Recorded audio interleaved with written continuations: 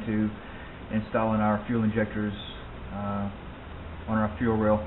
I've just kind of got this braced up so I don't put any stress on my fuel pressure regulator.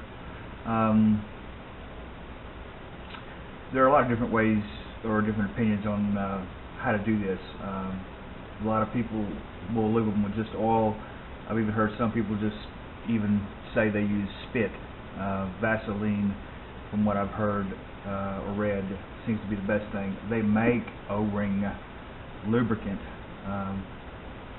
to do that. The first thing you want to do is make sure that your surfaces are really clean. So I'm going to take some brake cleaner for that, and I'm going to clean these holes out really good.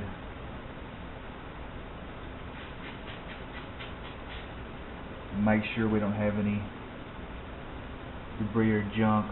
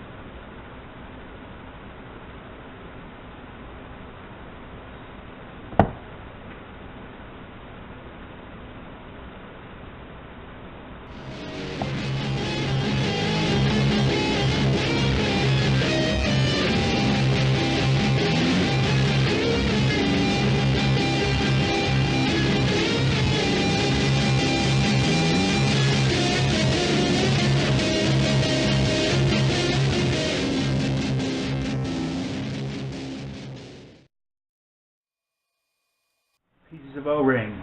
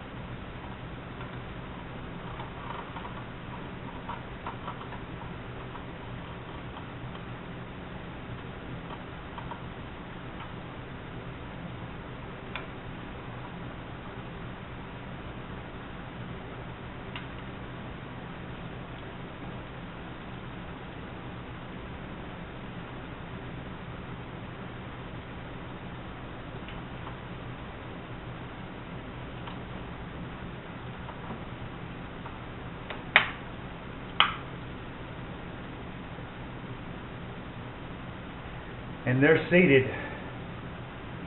That was almost too easy. I certainly hope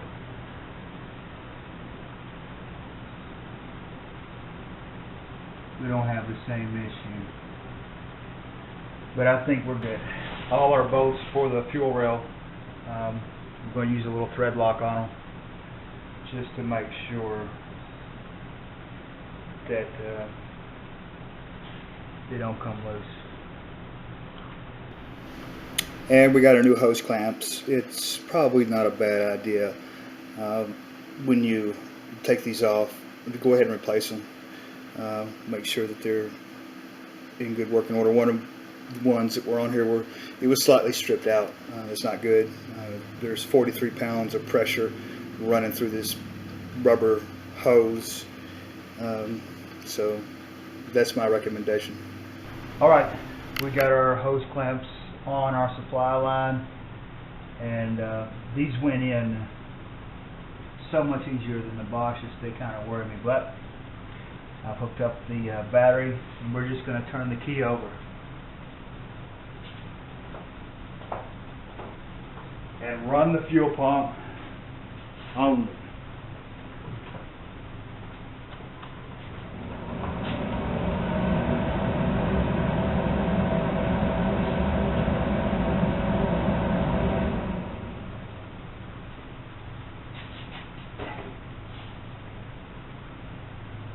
And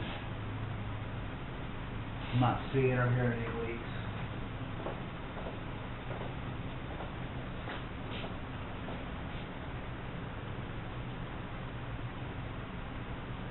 And I'm telling you, once you get these in here, leave them. Do not turn the injectors. It'll break your seal. Alright, we turned the key over and gave it a little bit of fuel pressure, and it didn't get to the 43 pounds. It won't do that, I think, unless you're trying to start the car. But no leaks, and every one of these injectors fit perfectly. Before, the Bosch's, one of them would be a little bit lower than the other one, or you could see a little bit of seal on the bottom of the other one. I just feel a lot more comfortable with these. I think they're going to work out. The Bosch's, the issue may have been that it was pushing the top seal too hard up into the fuel rail.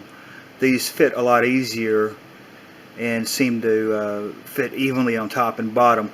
The additional O-ring they added to the bottom of the Bosch injector was to make it work on the Chevrolet system. Now, that's not an exact science, and I think our failed O-ring was not misseated on my part. However, I think the two O-rings on the bottom of the Bosch injectors did not let them sink into the intake far enough and push them too tightly into the fuel rail, and that's actually what damaged the fuel ring, the O-ring, because whenever I tightened this down this time, it went down with I could even just hand press it down and it was flush here, whereas before I had to really push down and seat the Bosch injectors, and then even whenever I was torquing it down, it was still seating, and of course they didn't seat evenly either. They worked well for a little while, but they're just not meant to go on the Corvettes. I know a lot of people use them, but it's not something I can trust to have a reliable daily driving car. Okay, we've bypassed the coolant feed for the throttle body. What you had before here was a little hose that came up and went into the throttle body, and then another out the side of the throttle body into the heater core.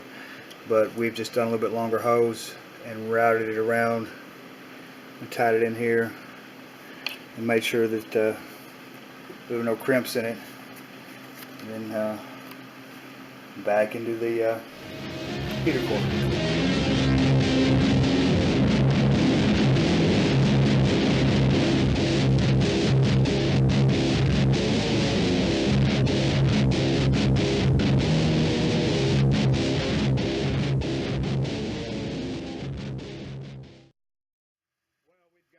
Together. And I've been running about 5 minutes now. Still got a little bit of smoke coming from here and there where I've touched some things, but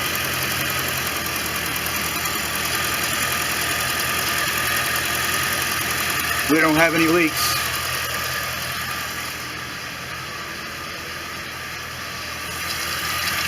Yet. But the Bosch 3s didn't leak for a while.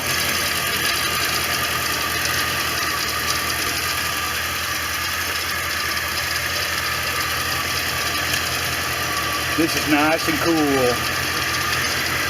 My bypass is hot, hot, hot.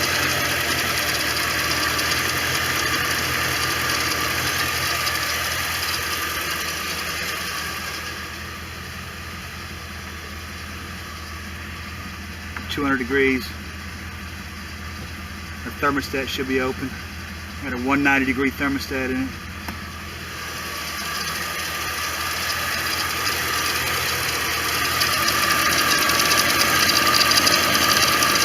Our thermostat housing's good. Had to take a bolt loose, but it didn't break the seal.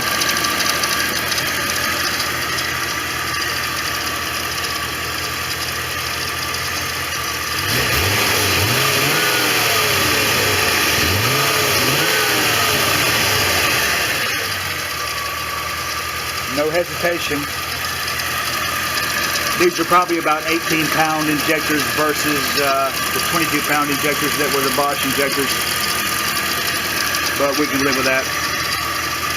We got a problem here. My window's fogging up. And that's probably a heater core issue.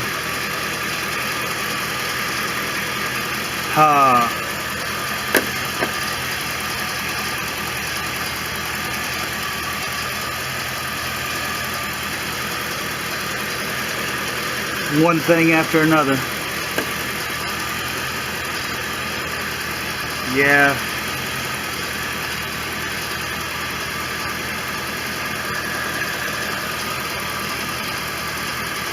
The pipe is loose.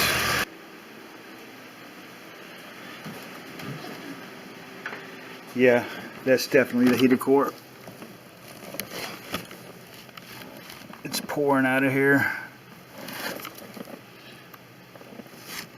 I could tell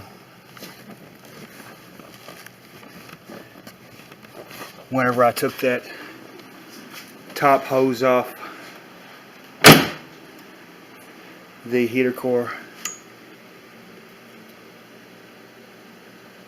You can see it, movement there. And I kind of thought that might happen. But, you know, that's all part of it. It's better it fail here than when I'm trying to drive it. Look at that. Oh, there's some good that came out of what we did. She's over 200 degrees and I'm laying my hand on that. We'll have to test drive it and see how it runs. The bypass hose is hot. You know, that's not what made it fail, though. That's not going to change the pressure whatsoever. It was me just taking the seized hose off. It broke the connector. It was going to fail anyway, and it's better it fell here in the garage than whenever I'm trying to drive it somewhere. Wait a minute. I'm not going to end a video on a negative note. No heater core is going to stop me. It's a summertime car anyway. I haven't even put the top up on this car. We'll get to the heater core later. I went to True Value, and this is what I've concocted.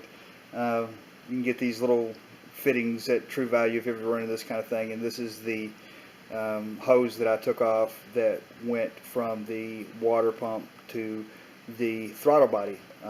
So what we're going to do is we're going to put that in there, and also while I was there, we discussed the issue in earlier videos about Chevrolet doesn't even make these preformed hoses anymore.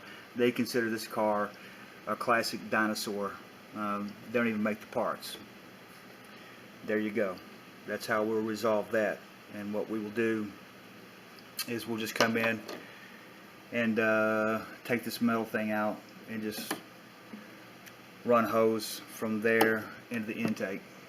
And I'm going to do that now. And before this video is over, we are going to test drive this car. Okay, this is not going to work either. I didn't realize this until I took the second heater hose off. You see the original hoses here. These have never been replaced. I mean, these are cracking as I'm touched them. And this is the one with a T in it. These are different size hoses. This is your regular size heater hose, and this is larger. And I checked into a heater core and looked also at the diagram at AutoZone, and sure enough, one side is a bigger port and the other side is a smaller port. AutoZone does not even carry this size hose. So what I did is I went to Patco. Patco specializes in hoses and fittings for hydraulics, and it wasn't too expensive, but they set me up. They made a little coupler so I can come into my T from the water pump with the big hose, and then I can go to the intake with my smaller hose, and then use this one for now to run around and bypass the heater core and back into the smaller hose. And then whenever I get the heater core, I can just replace that with that, and we can go straight into the heater core. Now, finding the hose, they had it, and this is industrial hose. They do hydraulic lines and stuff like that. This is the right size hose, but this is some heavy duty stuff. Regular clamp, I'm hoping, will have enough power to clamp down on that. But you can see the difference here in the new regular size hose that every car uses, and the bigger hose. So we're going to put this together and take it for a test drive. You know, it's been a long, drawn out process here, but the whole thing has been. And I wonder if I'm turning this into a daily driver or a full restoration. I've gone too far to turn back, so we just got to keep rolling with it. That one was a bitch to get on. We had to take the serpentine belt off, and good God, with the amount of space allotted in here, it was hard to get back on. But we've got all new heater hoses. The main hoses, I've got all the records on the car, were replaced not that long ago. And here you see our Frankenstein connector. But if you're going to replace the heater hoses on your early model Corvette, your C4s, you're going to have to make these, and this is the best way. We are still connected in to our intake, and I've got the smaller male fitting on this one for now, just because I've looped it around here and nothing's kinked up. It looks strange, and I'm glad that I save and buy clamps here and there. So she should be good. We'll start her up and make sure nothing leaks. But damn, that was hard. Okay, she's good again. We are disconnected. I think the heat was stuck on anyway. We're going to have the climate control rebuilt.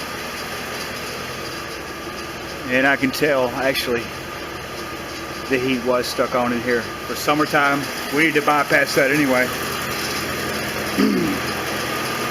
But we'll replace it soon enough. Boy, those hoses get hot.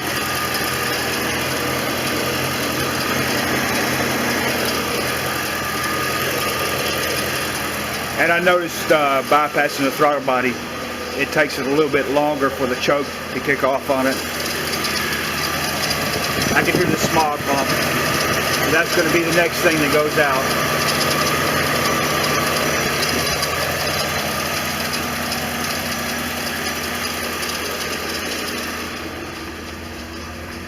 But with the fan on, temperature's going down, idling, everything's working correctly. I'm just going to let it run for a little bit, and then we'll put the front wheels on it, set it down, and we'll test drive it in the morning.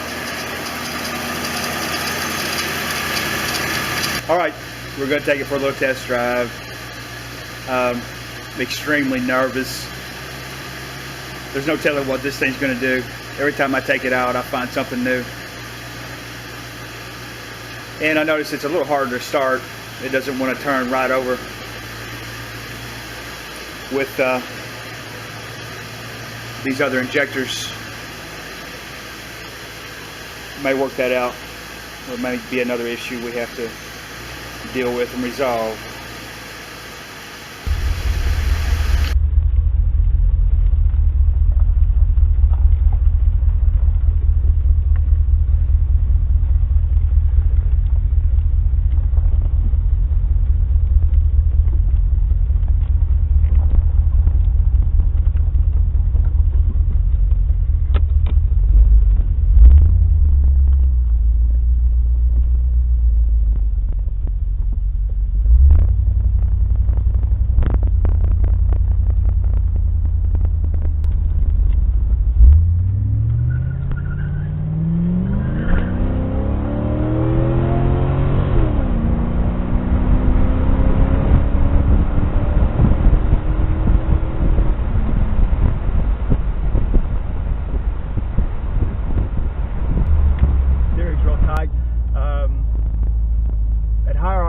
I can hear the power steering pump whine. It's not doing it now. If I'm sitting still or something, it doesn't whine, which makes me think it is the pump and it's not the power steering rack. I can hear a U-joint a little bit in it.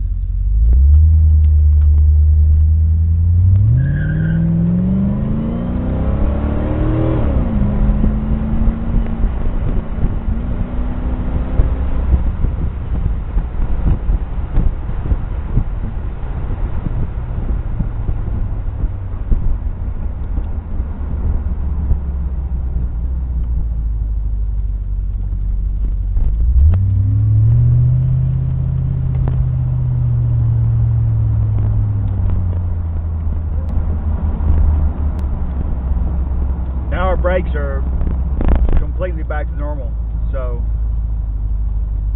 I think we've got a partial fluid issue, and also we may have a caliper that's sticking a little bit and heating the brakes up and causing brake fade.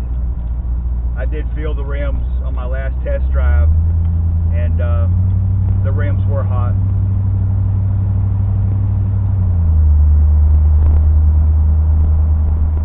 So actually, we'll get our thermostatic fan control in, and we're going to go through the brakes on this thing.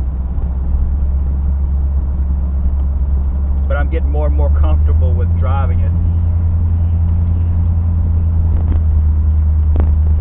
And that's just a reliability issue.